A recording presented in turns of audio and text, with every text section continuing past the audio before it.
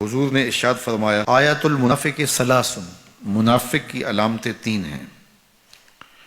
جس شخص کے اندر یہ علامات ہوں تو وہ اس نیت سے سنیں کہ آج ابھی اسی وقت میں یہ مصمم عزم کرتا ہوں کہ اپنے سے کھرچ دوں گا ان چیزوں کو، اور اپنے من کو، اپنے اندر کو، اپنے باطن کو ان غلاظتوں سے پاک کروں گا۔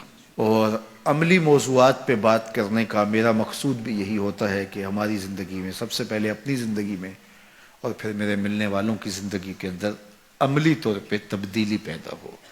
تو اس نیت کے ساتھ جب آپ سنیں گے تو اللہ برکت کرے گا۔ تو سنیے رسول رحمت نے ارشاد فرمایا صلی اللہ علیہ وآلہ وسلم نے کہ منافق کی نشانیاں تین ہیں۔ ان میں سے ایک اذا حدث کذب، جب وہ بولتا ہے تو جھوٹ بولتا ہے۔ یہ منافق کی علامتوں میں سے ایک علامت ہے کہ اس کی زبان جھوٹ کی عادی ہوتی ہے۔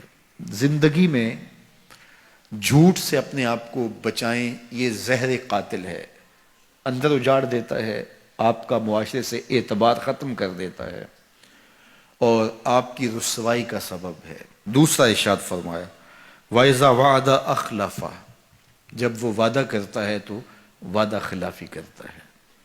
یہ منافق کی علامت ہے کہ وہ وعدہ پورا نہیں کرتا۔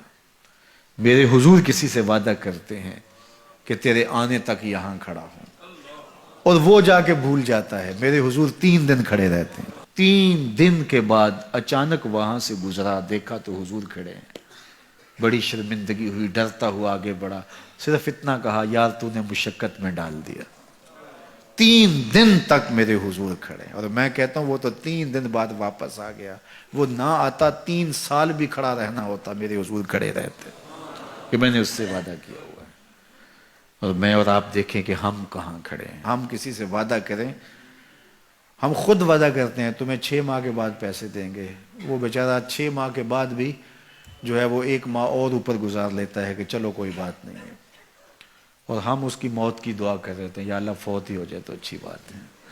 تو پھر ہم کہیں کہ اللہ کی رحمتیں ہمیں نصیب ہوں، یار وعدہ کیا ہے اپنا تن بھی بیچ کے دینا پڑے تو دیں گے۔ جو وعدہ کیا ہے جہاں کھڑے ہوئے ہیں وہاں کھڑے رہیں گے، چاہے اس کی کتنی بھی اذیت ہمیں کیوں نہ سہنی پڑے۔ جب وعدہ کیا ہے تو پھر اس کو پورا کرو۔ تیسری بات میرے حضور نے ارشاد فرمائی وَإِذَا تُؤْمِنَ خَانَ، جب اس کے پاس امانت رکھی جائے تو خیانت کرے۔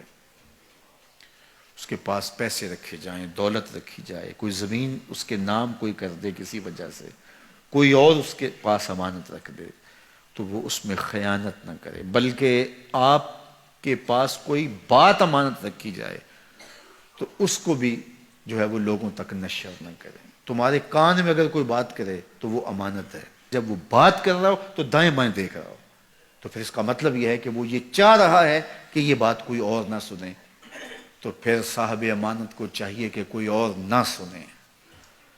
یہ امانت ہے اور اس امانت کو پورا کیا جائے۔ اور چوتھی علامت یہ ارشاد فرمائی منافق جب کسی سے لڑ پڑتا ہے تو گالیاں دیتا ہے۔ ہمارے دین نے ہمیں گالی دینے سے روکا ہے۔ اپنی زبان کی پاکیزگی اور اپنی زبان کی طہارت کا سامان کیجیے۔ آپ کسی بھی حالت میں ہوں، آپ کے اوپر کوئی کتنی بھی زیادتی کر رہا ہو، آپ کو کوئی تھپڑ بھی مار رہا ہو، تو آپ اس کا مقابلہ ضرور کریں، لیکن آپ کی زبان گندی نہیں ہونی چاہیے۔ یہ غصے کے وقت ہی تو انسان کا پتہ چلتا ہے۔ ظفر سے آدمی نہ جانیے، چاہے جتنا بھی ہو صاحب فہم و ذکا، جسے عیش میں یاد خدا نہ رہی، جسے تیش میں خوف خدا نہ رہا۔ عیش کی زندگی ہو یا تیش کی زندگی، خوشی کا مرحلہ ہو یا مرحلہ غم ہو، آپ دیکھو نارمل زندگی کے اندر تو آپ معتدل ہوں گے ہی ہوں گے، لیکن جب آپ کا بیلنس خراب ہوتا ہے خوشیوں کے وفور کی وجہ سے، اس وقت پتہ چلے گا۔ یہ ہے انسان کا امتحان، یہ ہے انسان کی آزمائش۔ منافق کی علامت بتائی گئی وَإِذَا خَاصَمَ فَجَرَ، جب وہ کسی سے لڑائی کرتا ہے تو پھر گالیاں بکنا شروع کر دیتا ہے۔ یہ منافقوں کی علامات میں سے ایک علامت ہے، جب وہ لڑتا ہے تو گالیاں بکتا ہے، جھوٹ بولتا ہے، امانت میں خیانت کرتا ہے، اور عہد کرے تو اس کی پاسبانی نہیں کرتا۔ اللہ ہمیں عہد کی پاسبانی کی توفیق دے۔